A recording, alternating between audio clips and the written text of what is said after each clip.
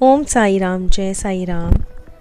आज की वीडियो में हम जानेंगे बाबा के उपदेशों के बारे में कि बाबा के हमारे साईनाथ के क्या उपदेश थे और क्या हैं। श्रद्धा और सबूरी तो सभी ही जानते हैं, तो साईं बाबा ने अपने जीवन में यह संदेश दिया है कि हमेशा श्रद्धा विश्वास के साथ जीवन यापन करते हुए सबूरी के साथ जीवन व्यतीत करें। मानवता ही सबसे बड़ा धर्म है। साईं बाबा ने कभी भी किसी के धर्म की अवहेलना नहीं की, अपितु सभी धर्मों का सम्मान करने की सलाह देते हुए हमेशा मानवता को ही सबसे बड़ा धर्म और कर्म बताते हुए जीवन जीने की अमूल्य शिक्षा प्रदान की है। जातिगत भेदभाव भुलाकर प्रेम पूर्वक रहना। साईं बाबा ने कहा है कि जाति, समाज, भेदभाव आदि सब बातें ईश्वर ने ही नहीं बल्कि इंसानों द्वारा बनाई गई है। इसलिए ईश्वर की नज़र में ना तो कोई उच्च है और ना ही कोई निम्न। अतः जो काम ईश्वर को भी पसंद नहीं है वह मनुष्य को तो करना ही नहीं चाहिए। अर्थात जात पात, धर्म, समाज आदि मिथ्या बातों में ना पड़कर आपस में प्रेम पूर्वक रहकर जीवन व्यतीत करना चाहिए। गरीबों और लाचारों की मदद करना सबसे बड़ी पूजा। साईं बाबा ने हमेशा ही सभी जनमानस से यही बार बार कहा है कि सभी के साथ ही मानवता का व्यवहार करना चाहिए। गरीबों को, लाचारों की यथासंभव मदद करनी चाहिए और यही सबसे बड़ी पूजा है, क्योंकि जो गरीब लाचारों की मदद करता है ईश्वर भी उसकी मदद करता है। निर्धन लोगों की मदद करने से साईं बाबा का बहुत ही प्रसन्न होते हैं और अपनी दया हमेशा ही भक्तों पर बनाए रखते हैं। साईं बाबा ने हमेशा ही समझाते थे कि अपने से बड़ों का आदर सम्मान करना चाहिए। गुरुजनों बुजुर्गों का सम्मान करने से उनका आशीर्वाद प्राप्त होता है, जिससे हमारे जीवन की मुश्किलों में सहायता मिलती है। और सबका मालिक एक। साईं बाबा ने सर्व समर्थ होकर भी हमेशा अपना जीवन सीमित साधनों द्वारा ही व्यतीत किया और सभी जनमानस ने सादगी एवं सरल जीवन व्यतीत करना सिखाया, क्योंकि सरलता पूर्वक ही इस संसार में प्रभु को प्राप्त किया जा सकता है। साईं बाबा हमेशा ही आडंबरों से मुक्त रहकर यह बताते थे कि आडंबरों में ही अहंकार की भावना निहित होती है। इसलिए अगर मुक्त होने चाहते हो तो सबसे पहले स्वयं को आडंबरों से छुटकारा पाना होगा। साईं बाबा हमेशा से ही यही कोशिश करते रहे कि जनमानस के हृदय पटल और समाज में व्याप्त सामाजिक कुरीतियों का नाश हो और सभी प्रेम पूर्वक रहकर जीवन का आनंद लें। क्योंकि हमारे भारतवर्ष में कितने ही धर्म जाति के लोग व उनके समुदाय बसे हुए हैं। सभी अपने धर्म को श्रेष्ठ बताते हुए आपस में मतभेद रखते हैं, जिसका परिणाम सिवाय सामाजिक अराजकता और दंगे के अलावा कुछ भी सामने नहीं आता। इसलिए बाबा ने हमेशा ही सबका मालिक एक गुरु मंत्र दिया है। बाबा के अमृतोपदेश। साईं बाबा ने अपने भक्तों के कल्याण के लिए अनेक शिक्षाएं अपने श्रीमुख से उच्चारित की। बाबा की इन शिक्षाओं में समस्त ग्रंथों का सार है। जो भी व्यक्ति बाबा की इन शिक्षाओं को अपनी ज़िंदगी में उतार लेगा वह इस भवसागर से पार उतर जाएगा। आत्मचिंतन। अपने आप की पहचान करो कि मेरा जन्म क्यों हुआ है, मैं कौन हूँ। आत्मचिंतन व्यक्ति को ज्ञान की ओर ले जाता है। विनम्रता। जब तक तुम में विनम्रता का वास नहीं होगा तब तक तुम गुरु के प्रिय शिष्य नहीं बन सकते, और जो शिष्य गुरु को प्रिय नहीं उसे ज्ञान हो ही नहीं सकता। क्षमा। दूसरों को क्षमा करना ही मानवता है। मैं उसी की भूल में क्षमा करता हूँ जो दूसरों की भूलें क्षमा करता है। कर्म चक्र। कर्म दे प्रारंभ, पिछले कर्म का फल अवश्य भोगना पड़ेगा। गुरु इन कष्टों को सहकर सहना सिखाता है।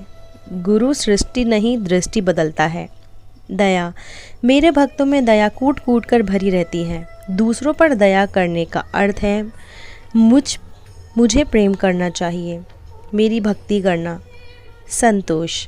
ईश्वर से जो कुछ भी प्राप्त है हमें उसमें संतोष रखना चाहिए। सादगी, सच्चाई और सरलता। सदैव सादगी से रहना चाहिए और सच्चाई तथा सरलता को जीवन में पूरी तरह से उतार लेना चाहिए। अनासक्ति। सभी वस्तुएं हमारे उपयोग के लिए है, पर हमें एकत्रित करके रखने का हमें कोई अधिकार नहीं है। प्रत्येक जीव में मैं हूँ, प्रत्येक जीव में मैं हूँ, सभी जगह मेरे दर्शन करो। गुरु अर्पण। तुम्हारा प्रत्येक कार्य मुझे अर्पण होता है। तुम किसी दूसरे प्राणी के साथ जैसा भी अच्छा बुरा व्यवहार करते हो सब मुझे पता होता है, यानी जो व्यवहार दूसरों से होता है वह सीधे मेरे साथ होता है। यदि तुम किसी को गाली देते हो तो वह गाली मुझे मिलती है, प्रेम करते हो तो वह भी मुझे ही प्राप्त होता है। भक्त। जो भी व्यक्ति पत्नी, संतान और माता पिता से पूर्णतः विमुख होकर केवल मुझसे प्रेम करता है वही मेरा सच्चा भक्त है। वह भक्त मुझसे इस प्रकार से लीन हो जाता है जैसे नदियाँ समुद्र में मिलकर उसमें लीन हो जाती है। एक स्वरूप। भोजन करने से पहले तुमने जिस कुत्ते को देखा, जिसे तुमने रोटी का टुकड़ा दिया, वह मेरा ही रूप है। इसी तरह समस्त जीव जंतु इत्यादि सभी मेरे ही रूप हैं। मैं उन्हीं का रूप धारण कर घूम रहा हूँ।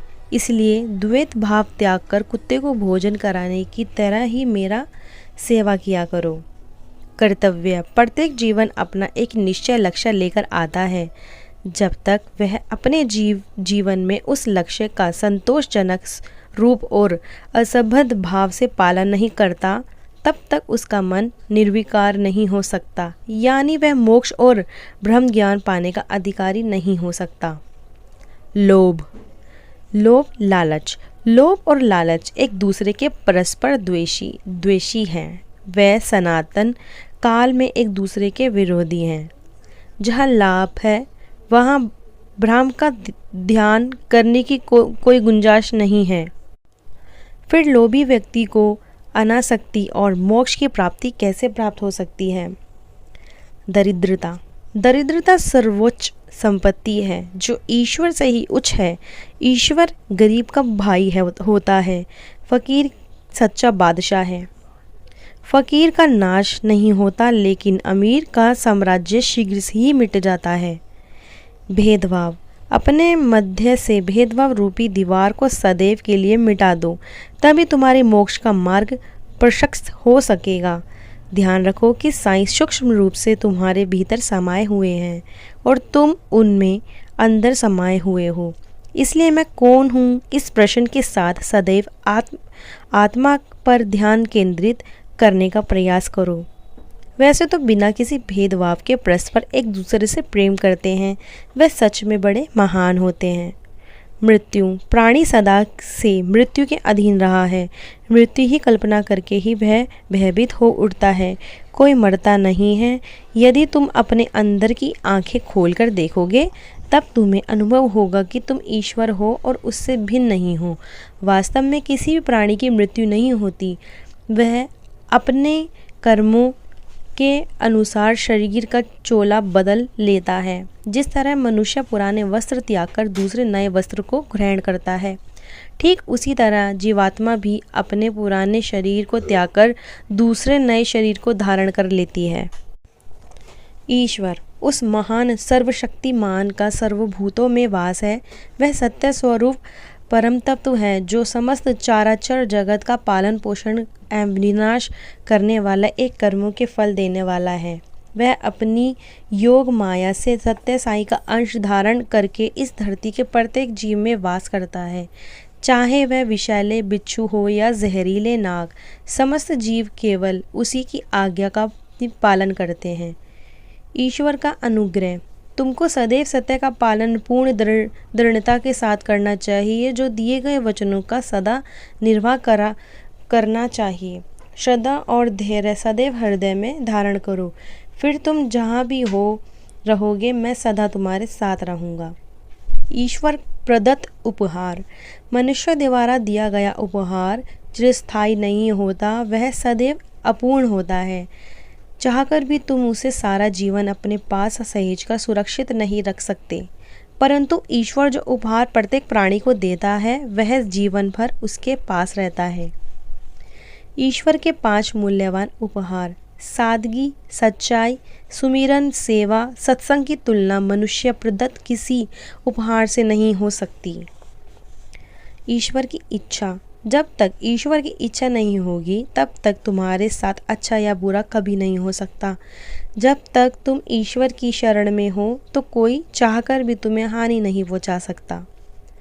आत्मसमर्पण, जो पूरी तरह से मेरे प्रति समर्पित हो चुका हो, जो श्रद्धा विश्वास पूर्वक मेरी पूजा करता है, जो मुझे सदैव याद करता है और जो निरंतर मेरे इस स्वरूप का ध्यान करता है, उसे मोक्ष प्रदान करना मेरा विशिष्ट गुण है।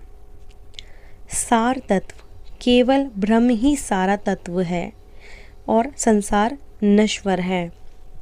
संसार में वस्तुत हमारा कोई नहीं, चाहे वह पुत्र हो, पिता हो या पत्नी ही क्यों ना हो। भलाई, यदि तुम भलाई के कार्य करते हो तो भलाई सचमुच में तुम्हारा अनुसरण करेगी। सौंदर्य, हमको किसी भी व्यक्ति की सुंदरता अथवा कुरूपता से परेशान नहीं होना चाहिए, बल्कि उसके उस रूप में निहित ईश्वर पे ही मुख्य रूप से अपना ध्यान केंद्रित करना चाहिए। दक्षिणा, दक्षिणा यानी भेंट देने से वैराग्य में बढ़ोतरी होती है और वैराग्य द्वारा भक्ति की वृद्धि होती है। मोक्ष, मोक्ष की आशा में आध्यात्मिक ज्ञान की खोज में मोक्ष प्राप्ति के लिए गुरु चरणों की सेवा अनिवार्य है। दान, दाता देता है यानी वह मनुष्य में अच्छी फसल काटने के लिए बीज बोता है। धन और धर्मार्थ कार्यों का साधन बनाना चाहिए। यदि यह पहले नहीं दिया गया है तो अब तुम उसे नहीं पाओगे। अतएव धन पाने का उत्तम मार्ग दान देना है। सेवा, इस धारणा के साथ सेवा करना ही मैं स्वतंत्र हूँ, सेवा करूँ या ना करूँ सेवा नहीं है। शिष्य को यह जानना चाहिए कि उसके शरीर का उसका नहीं बल्कि उसके गुरु का अधिकार है और इस शरीर का अस्तित्व केवल गुरु की सेवा करने से ही सार्थक है। इस वीडियो का अगला भाग आपको आने वाली वीडियो में मिलेगा, क्योंकि यह वीडियो बहुत लंबी हो जाएगी, इसलिए मैं इसको 2 भाग में डिवाइड करूँगी। तो ये पहला भाग है, यदि आपको पसंद आए तो दूसरा भी आप लोगों के लिए जल्दी ही आएगा। ओम साई राम।